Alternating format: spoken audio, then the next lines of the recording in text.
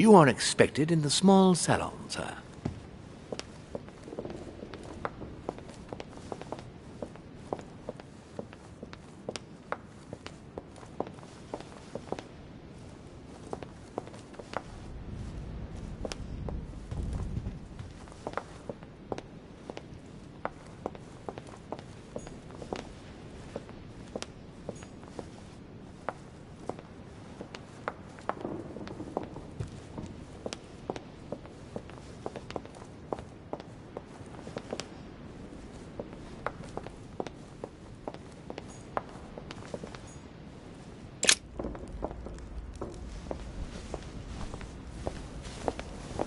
Emily, I must speak to you. What's the matter, Louis?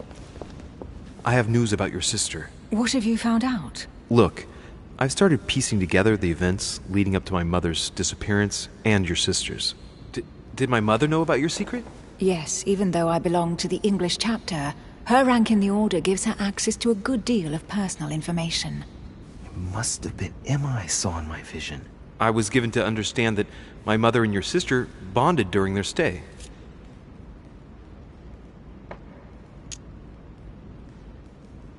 They kept up a secret correspondence, which makes me think they were suspicious of someone. And did you find out who it was? No, but von Volner is mentioned. They were planning to make a quick getaway and were looking to hide something beforehand. Have you got these messages? Yes. Go ahead, take a look. I see. I must say, thanks for your honesty, Louis. Should I speak to her about my vision? If what I saw is true, she might want to take revenge. Emily, there's something else. Go on, then. It's about your sister. I don't know what happened exactly, but it's possible that my mother had a go at her. I know, Louis. I found out that same evening. Well, thanks for not trying to hide it. What? Why didn't you tell me? I didn't know if I could trust you. Now I know I can. It seems that your mother tricked Emma. She apparently asked her to hide an important book, so that even she wouldn't know where it was.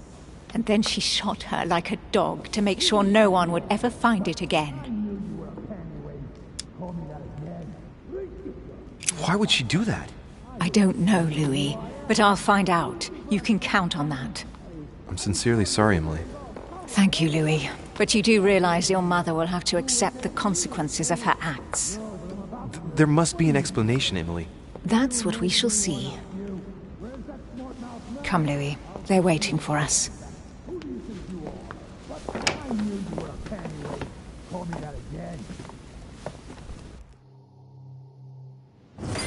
You will pay dearly, Peru. I'm sure you were involved somewhere. Dearly. Calm now, my friends. Let's calm down. Everyone seems to be a little unnecessarily heated. Don't forget where you are, please. What's going on here exactly?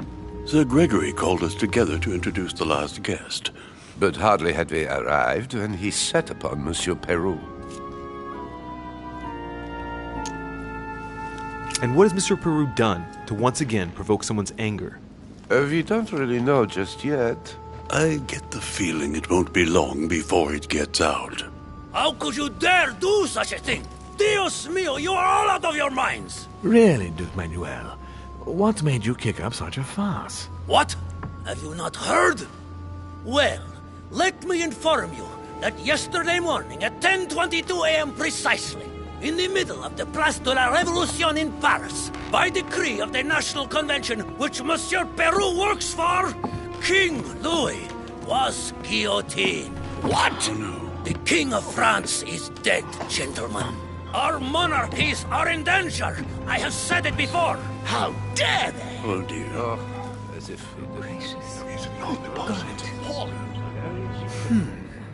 Friends, let us calm down. Don't pretend to be surprised. He got a fair trial. Ridiculous. Bastard. He was sentenced to death by 361 votes to 360. You beheaded a king for one vote. Is that your democracy? What an obnoxious act. Until this, anything was possible. This political coup will have grave consequences. France is lost. Gentlemen, please. Let us take a step back a moment. In the name of holiness. He was the highest representative of God in France, Emily.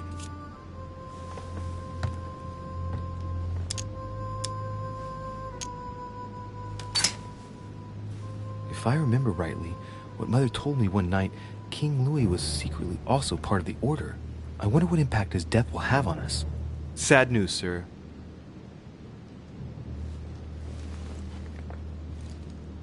With whom do I have the pleasure of speaking? Louis Maras de Richet. Are you related to Sarah de Richet? Sarah is his mother, Duke. Gentlemen, this news affects us all, but I must ask you to remain calm. It's not the first time history has taken us by surprise. Let's ensure that our respective countries are allowed to respond appropriately to this news. Oh, rest assured. The response will not fall short, my friend. Good for you. Well, Your Grace, here I was preparing to introduce you as is proper, and you've beaten me to it. I'm delighted that we are all together at last. Our meeting will therefore be able to kick off shortly. I have just a few more little preparations to take care of before you all find out the reason for your presence here. In the meantime, I shall leave you to get to know one another. When you hear the bell, please proceed to the conclave room on my left, behind that door. I'll see you later.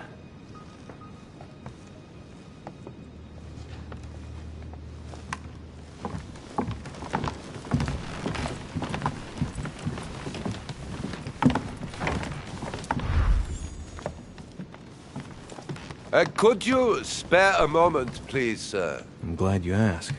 I want to talk to you, too. Of course. I heard about your mother's disappearance. He looks concerned. I don't know why, but I doubt it's from sympathy alone. Well, let's see what he wants from me. Any news of her? Have you found her, maybe?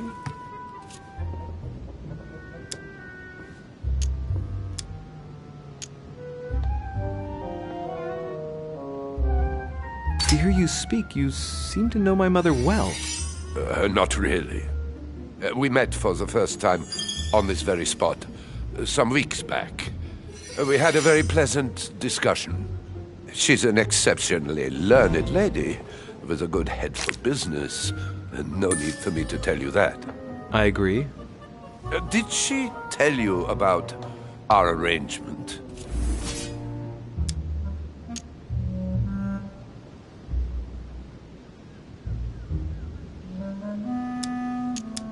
Of course she did.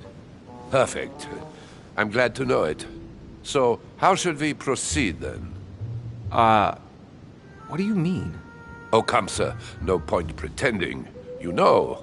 You obviously have no idea what I'm talking about, do you?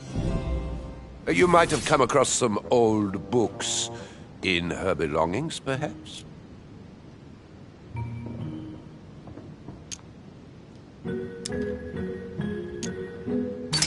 The least one can say is that he doesn't beat around the bush. Sarah never travels without a few books. What does the one you're looking for look like exactly? It resembles a grimoire. It's divided into 7 parts, each one individually locked. It was made in such a way that if someone tried to tamper with it, the sheets would be permanently tarnished. It's a unique copy. There's only one. The mere mention of it makes his face light up. Well, I'll take a closer look, but I can't promise you anything. You seem very upset. Is it so important to you, this book?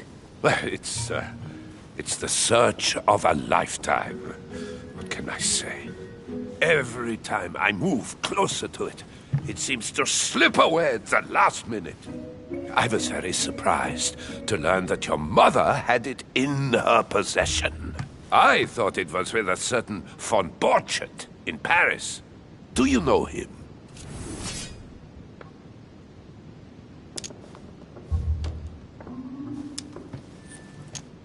Indeed. My mother and I had a brush with this individual just a few months ago. What about? About an object stolen from the Order a few years ago, which my mother wanted to recover. This situation comes as a great surprise to me. I got him now.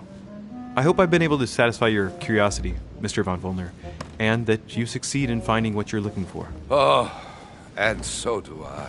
And now, what if you told me who you really are working for, instead of keeping up this pretense? I beg your pardon? We both know what you're looking for, von Volner. You're the one who von Burchard was planning to sell it to. For centuries, all those who have come into contact with the Al-Azif have bitterly regretted it, Monsieur de Richet. You are playing a dangerous game. Please know that I am working for someone who does not appreciate anyone poking around in his business. Let me guess. It's Sir Gregory. Correct. You ought to know then, he is not a man who likes to be duped. You are walking on thin ice, sir.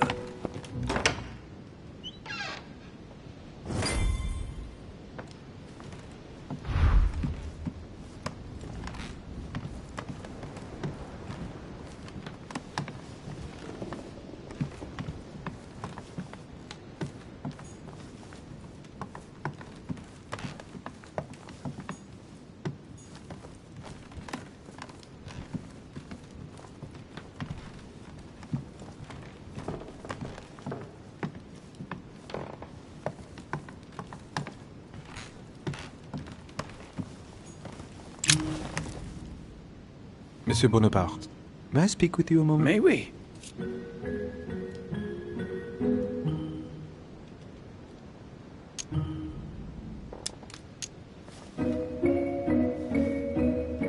Would you have any more information about the conference Lord Mortimer spoke of? Nothing at all. Mortimer is very committed to secrecy when it comes to his conferences. But given the presence of Monsieur Peru and ourselves, I think it must concern France to some extent. Otherwise, I doubt he would have invited 3 Frenchmen to his table, huh? What do you think of Duke Godoy? Well, I'd rather not express any opinion of him. Why is that? His reputation is enough for me.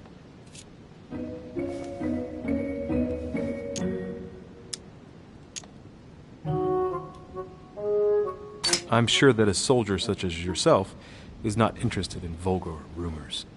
Quite right. If only this cursed gossip didn't come to stain the uniform he has the audacity to wear. Don't you find him worthy? But how could he be, monsieur? He never sets foot on the battlefield, too occupied with charming the queen. Have you any idea of the number of titles that coward has won in just a few years? No, not really. 10! And that Don Juan spends the best part of his time under the queen's skirts. The bugger must have some hidden talent, given all of the gifts she gives him. I understand your point of view. Well, I'll be leaving you now. Shall we meet up again later? Wait, monsieur. Any news of your mother? Unfortunately not, no. I hope to speak with her about my deal before I leave. Let me know if you find her. À plus tard, monsieur.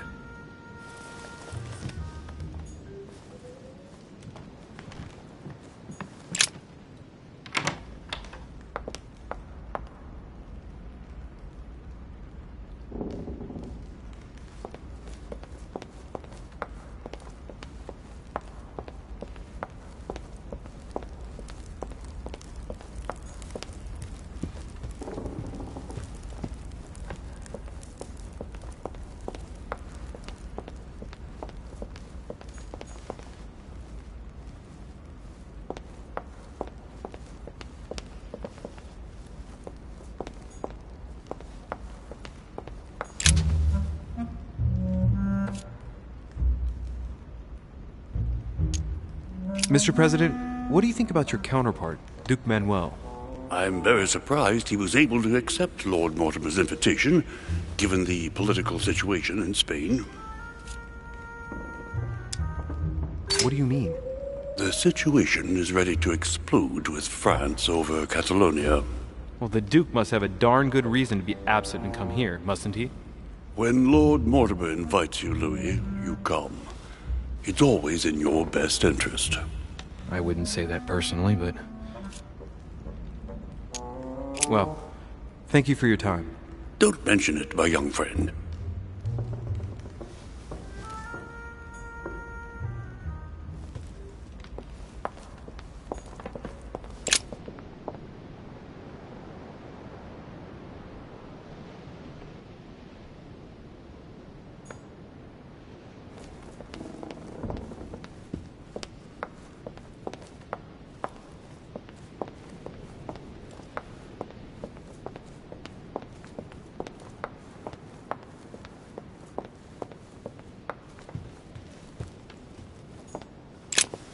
What do you want, Louis? What do you think of our last guest? Well, I never thought I would get the chance to meet that Hispanic Casanova in the flesh. His reputation is well known. The gentleman collects lovers, including, would you believe it, the Queen of Spain. The Queen of Spain likes to indiscreetly say, the King, Godoy, and myself make up the Holy Trinity. The people have appropriately renamed them the Goat, the Ruffian, and the Whore. I didn't see you being a mudslinger in your idle hours, I must say. You're leaving me? Unfortunately, I have things to do. Thank you again, madam.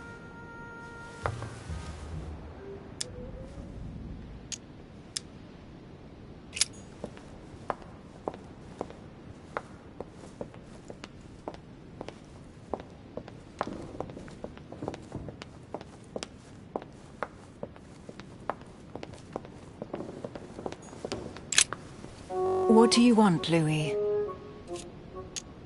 I have a question that might seem a bit strange, but... Go on. If I said, go beyond the nightmare, would that mean anything to you? No, means nothing to me. Do you mean literally or figuratively speaking? It can be a place. I don't know where, but it's a lead, I think. You ought to ask His Eminence. He knows the house and its estate very well, being a frequent visitor. I believe he's in the Grand Salon. Thank you for your advice. You're leaving me? Unfortunately, I have things to do. Thank you again, madam.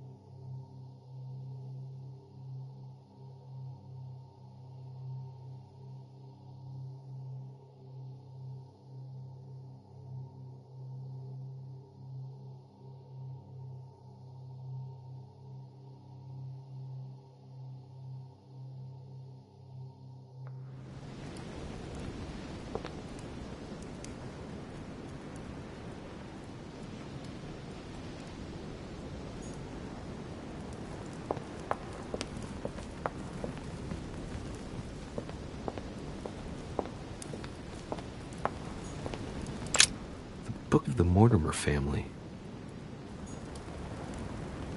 The Book of the Mortimer family.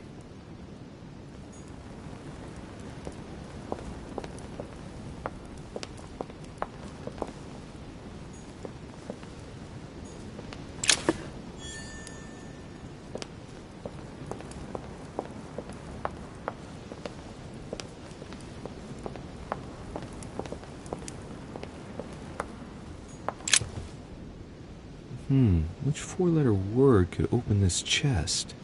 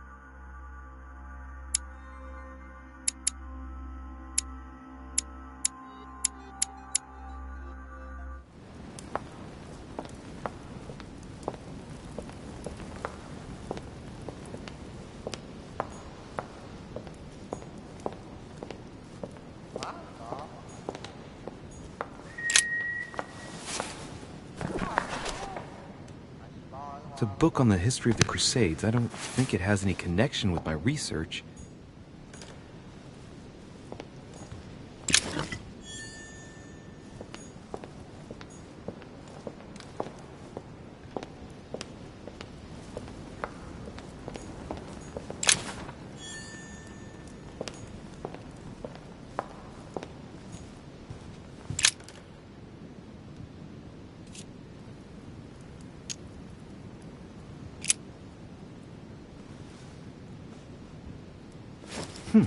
Might come in handy.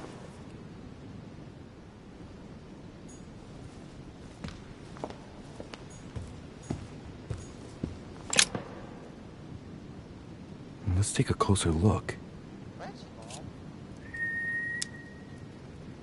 Judging by the shape, I'd say they're Criollo cocoa beans. The chocolate of the Mayas, the rarest of the beans. Some even say they're an aphrodisiac. When a product is in fashion, people attribute all sorts of virtues to it, not to be given to animals.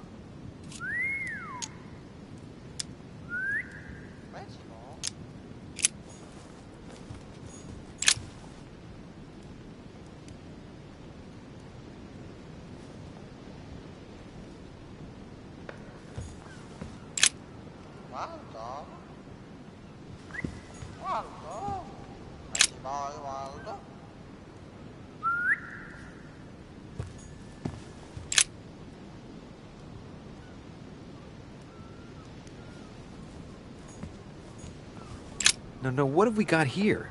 Well, it looks like a model of a lock.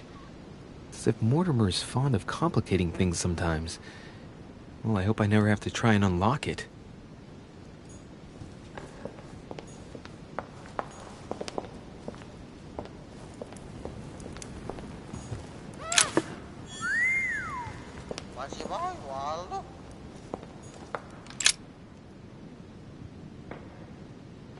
A painting about a siege, dated.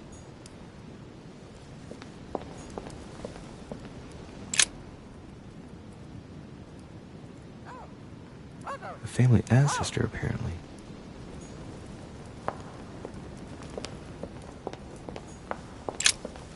A myna bird.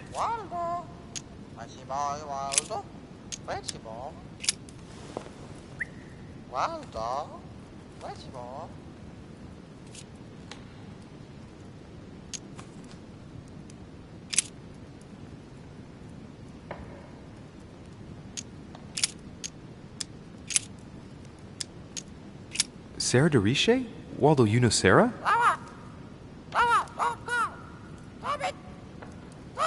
What? Repeat that, Waldo. Sarah? What about Sarah?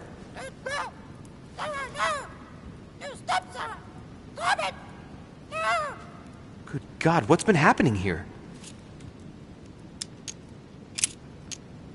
Well, Waldo, is your master good?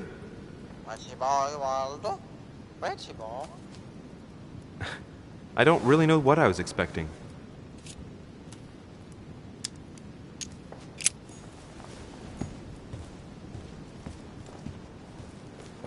Hang on. What's this painting?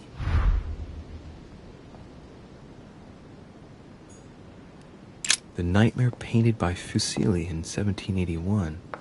Ah, this must be what my mother was talking about. Now just need to find out what she meant by go beyond. Hey, looks like it's mounted on rails on each side. It should lift up, I think. There must be a mechanism somewhere.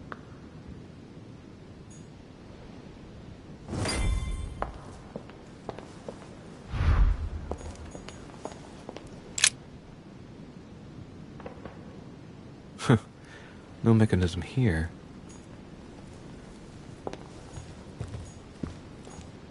No, what have we got here?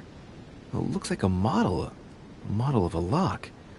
It's as if Mortimer is fond of complicating things sometimes. Well, I hope I never have to try and unlock it.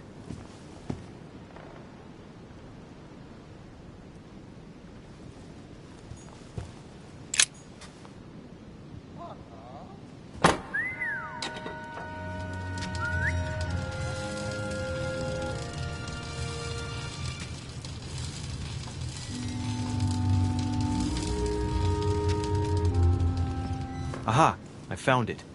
Oh, what on earth is this? A ring lock now? Great. That's all I needed.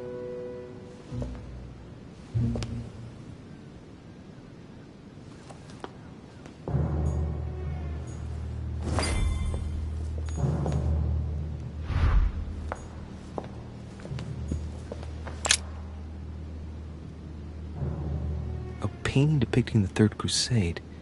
It's titled Winter Before the Fall of Saint-Jean d'Acre.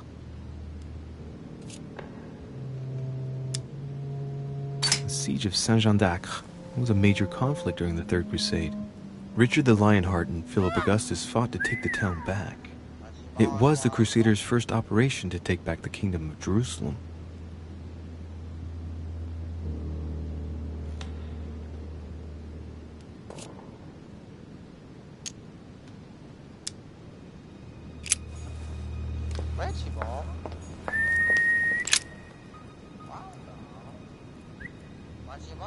William Alexander Mortimer I, the 12th month of Anno Lucis, 5190. That's a funny date.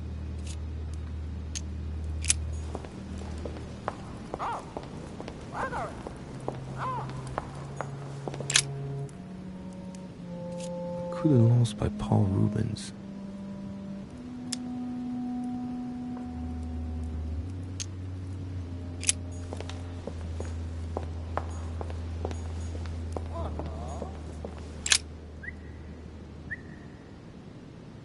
Hey, there are two dates on this painting. 1154 AD and 5154 AL.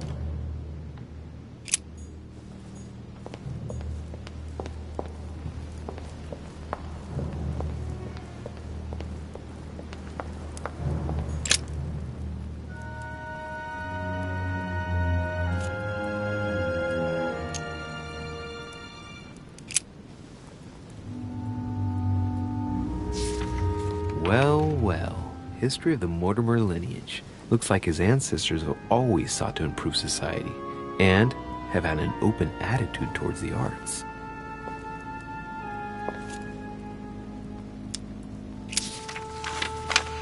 This seems to be the list of grants and sponsorships given by the Mortimer family.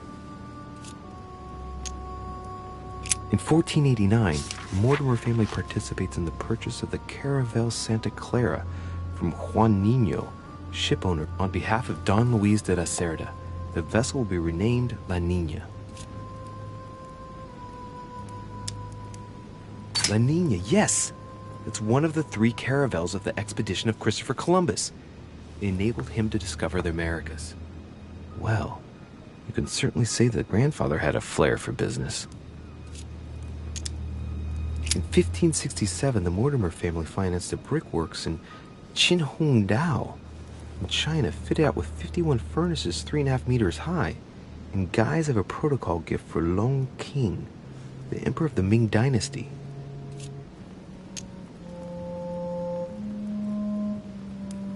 I'll bet that brickworks helped maintain the Great Wall.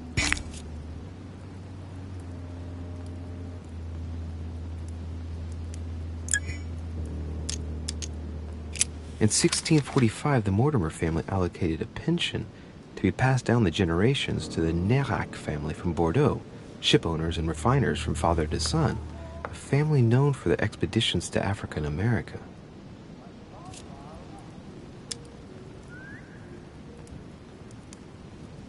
The Golden Triangle. That means they got rich on the backs of African slaves. From 1235 to 1280, the Mortimer family granted an annual pension to Albert the Great, Archbishop of Regensburg, in order to fund his research in the writing of De Mirabilibus Munci, books about the wonders of the world.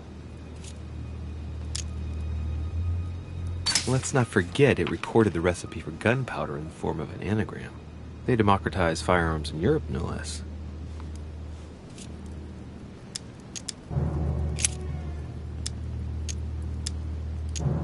In 1513, the Mortimers financed the expedition of Ponce de Leon to the New World. That was the expedition that resulted in the discovery of Florida, in fact.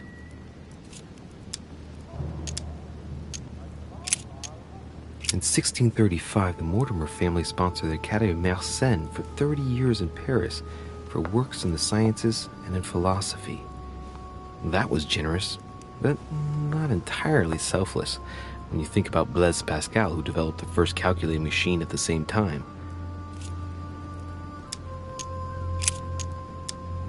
In 1550, the Mortimer family financed half of the construction of St. Basil's Cathedral in Moscow by way of protocol gift for Ivan IV Vasilievich, one of the most beautiful religious buildings ever built.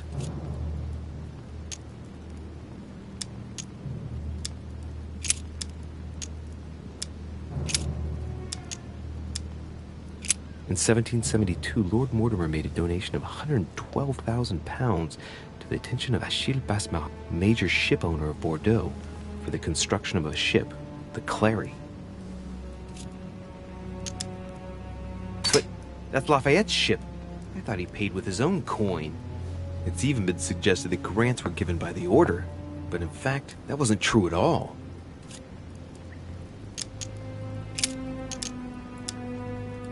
From 1685 to 1720, the Mortimer family allocated an annual pension to Denis Papin for his brilliant works in pneumatics and hydraulics. That reminds me of spectacular experiments such as his first submarine, which didn't end all that well if I remember correctly.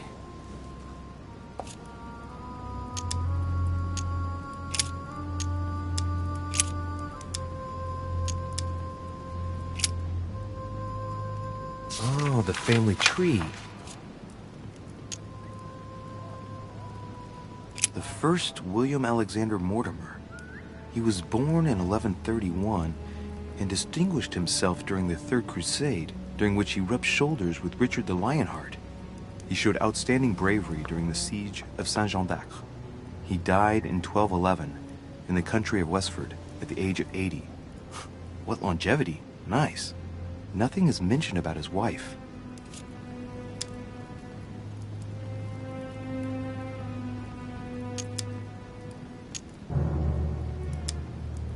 Let's see. All Mortimer's ancestors are called William something Mortimer. That happens a lot in noble families, but here it's systematic. Not a single generation ever breaks the custom. Looks like this family is very attached to their principles.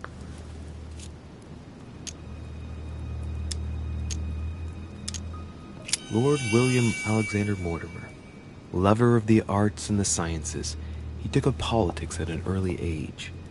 After rapidly becoming influential, he decides to retire from public life in order to organize conferences reserved for the elite with the aim of finding answers to world problems. Blah, blah, blah, blah. He's also an only son, and the book doesn't mention any known descendant.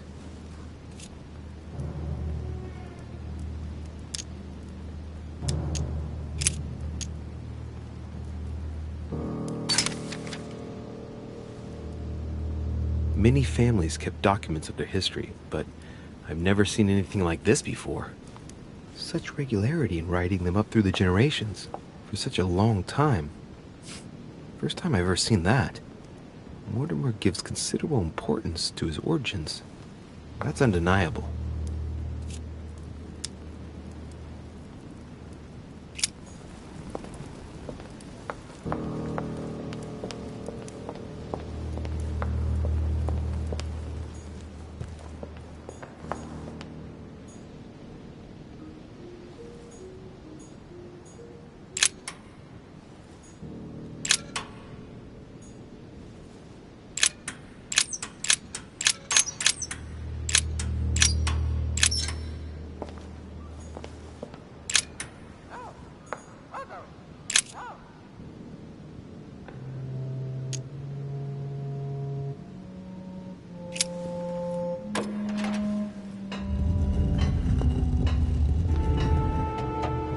Open sesame.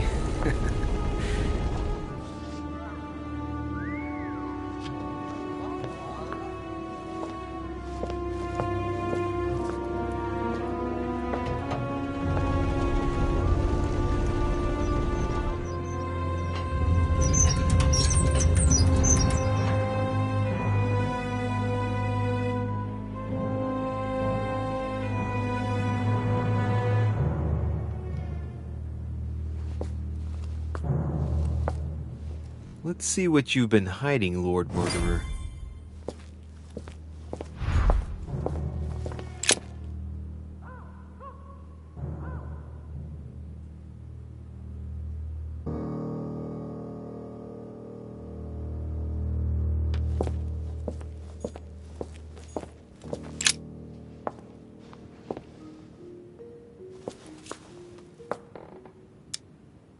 Moreover, it shows a fair number of sea voyages being organized towards the American continent.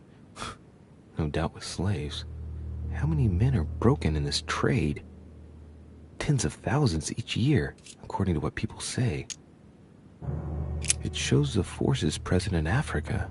This is unexpected activity in this sector. It looks like there are also many unknowns, even for Mortimer.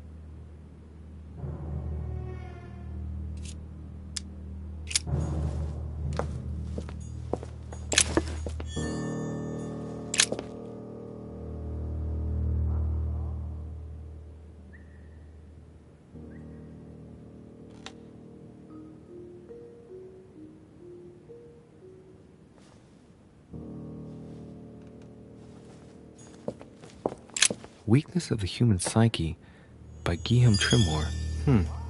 He says, it is possible to drill an idea into someone by constant daily repetition until the mind gives in. And goes on, there are hundreds of good ways to live life, but you only need one to convince the masses that it's the only one possible. The author isn't letting any ethical principles get in his way, is he?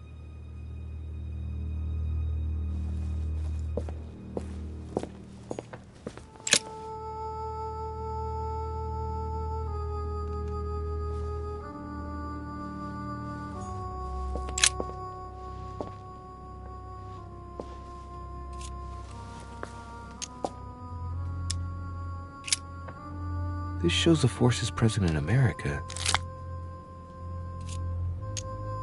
Some of those forces are pushing toward the west. On it, Mortimer's placed little feather symbols at different points, toward which the Spanish are headed. Could he be fueling Indian resistance to slow down Spain?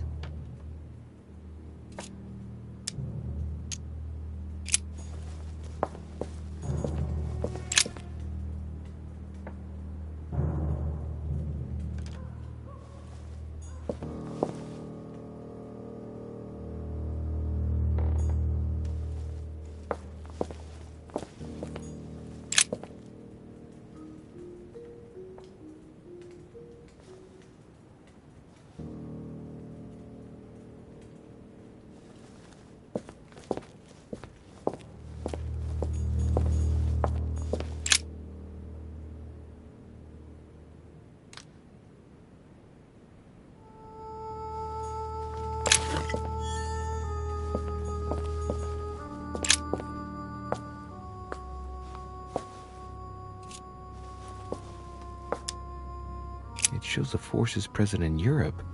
It's clear that France is surrounded by her enemies. However, a large number has been underlined in bold. 26 million. I know what it is. It's an estimation of my country's population. All our neighbors have far fewer inhabitants.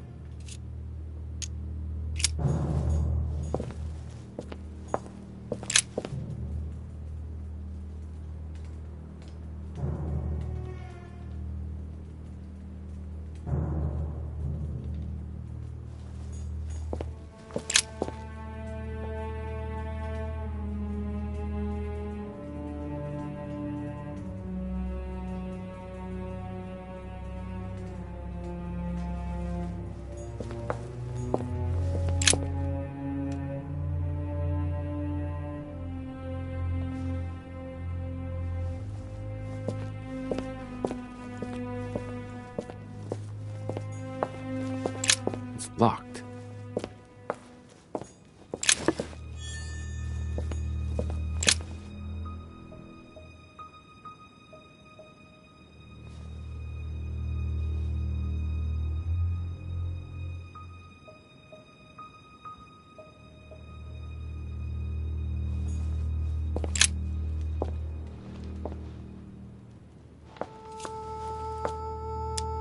A fine-looking map of the Orient, indeed.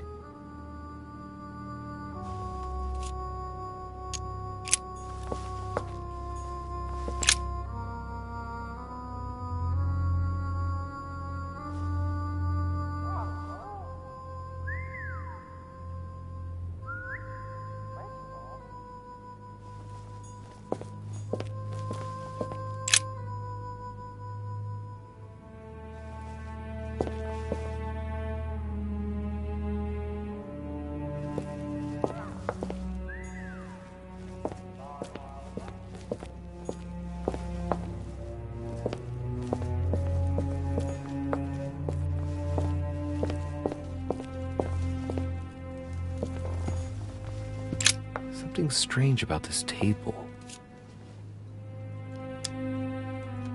What kind of experiments does Mortimer carry out here? It's a dissection table. So Mortimer does autopsies here on his desert island. But who is he doing autopsies on then? The Little Surgeon's Perfect Collection.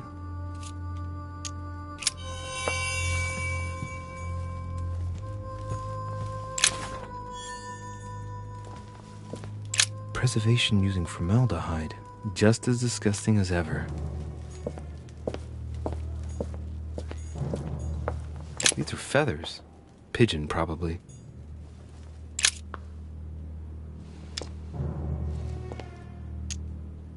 Looks like obsidian or onyx. Must weigh a ton. A skeleton by the name of Gustav, if the plaque on the plinth is anything to go by. Mortimer's given a name to his anatomy skeleton. That's morbid.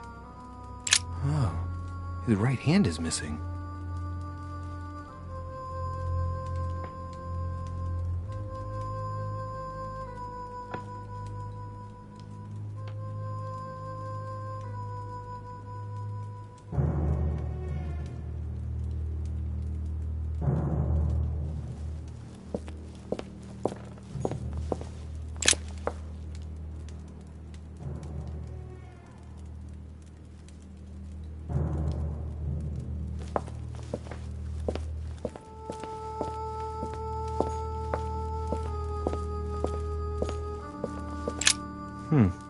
That must be for writing the homing pigeon messages.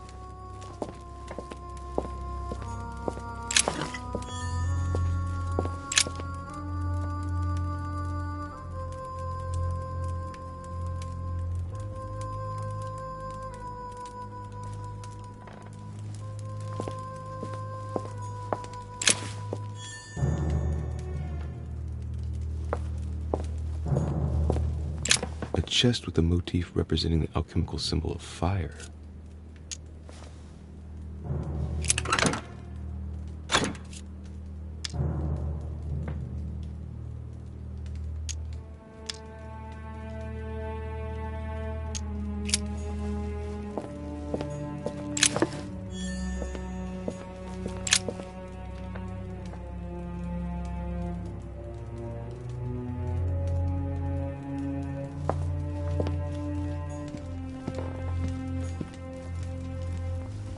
Am I seeing things, or is that an actual von Leeuwenhoek microscope? Incredible.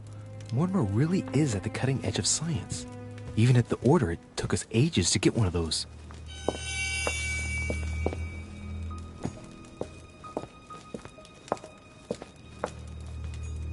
Three rusty old nails. They're about 20 centimeters long.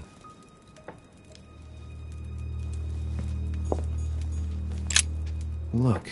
A pack of tarot cards. Has he been reading the cards? Mortimer? That would surprise me. It is a typical draw in a line that answers a specific question. To the left, Temperance. That announces a reward for one who patiently waits before taking any action. And in the middle, the Chariot, which symbolizes triumph and business success. To the right, the Emperor evokes a future full of power and stability.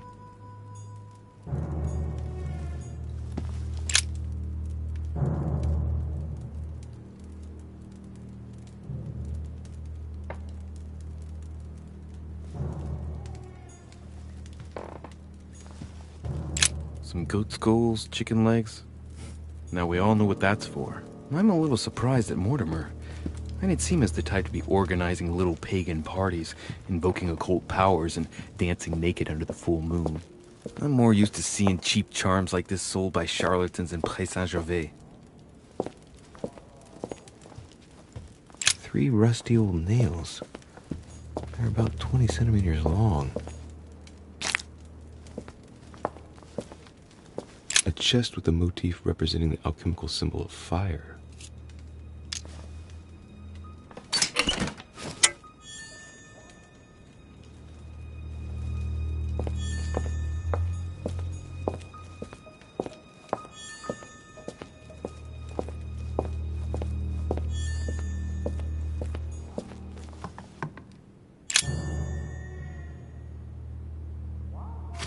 is my mother's writing. I've picked up her trail. What is she up to? Obviously, she wants to lure Mortimer somewhere, but where? The only clue she's left for Mortimer is his stone sword. It must be intentional. It looks like a decorative sword, like from a statue, for example. And judging by the state of it, I'm guessing it's been left outside for a long time. I have absolutely got to find out where it came from.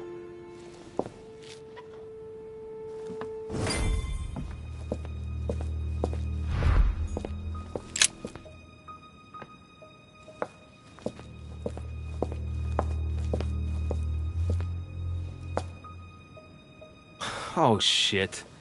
How am I gonna get out of here now?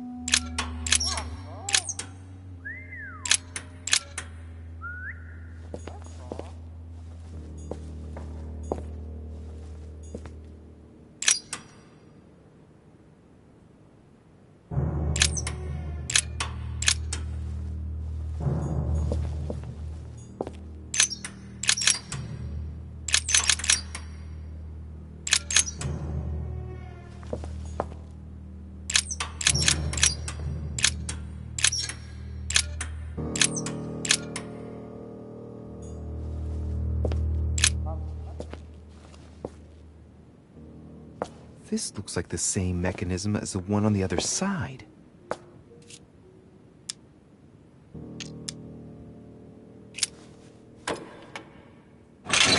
Whoa. If the grid closes a bit more every time I enter a wrong date, I'd better not mess up again. These cylinders are driving me crazy. I got something wrong with my positioning?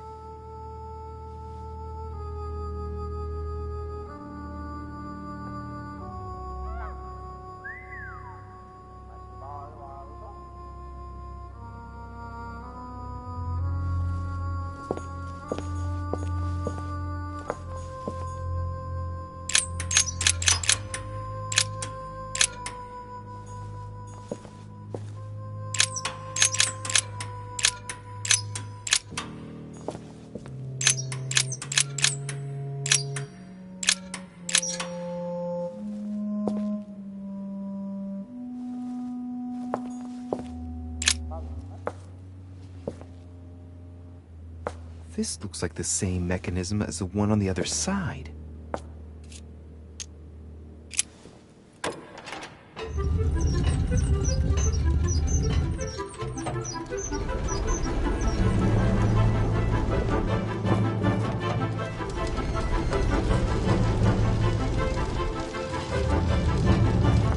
Well, better not dwell on it.